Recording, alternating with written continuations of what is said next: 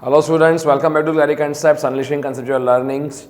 Today in this lecture, we will be solving various numerical examples on hydrostatic force on a plane surface. Okay, so those of you who have not yet viewed my previous lecture where I taught about hydrostatic forces and its evaluation and the location of center of pressure, first kindly go and look at that lectures and then come back to this lecture.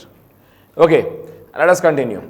So I'll just brief you about the formulation. So let's say if I have a plate and the plate is submerged, and if you are supposed to find out the force of hydrostatic force on the plane surface, the formulation is such that the Fr is equals to Pc into area, which means that if I have a plane surface submerged in the surface of fluid, if I want to know what is the total hydrostatic force because of the fluid pressure, I need to multiply the pressure existing at the centroid point of this plane with the area of this plane.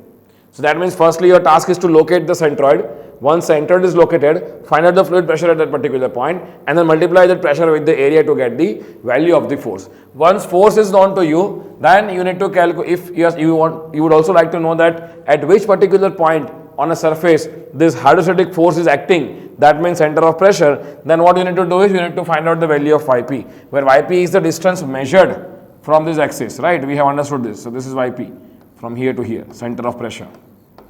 And that is nothing but yc, which is the location of y coordinate of centroid point of the plane surface C, plus ixx, which is the area moment of inertia of this planar surface from the centroid point through xx axis.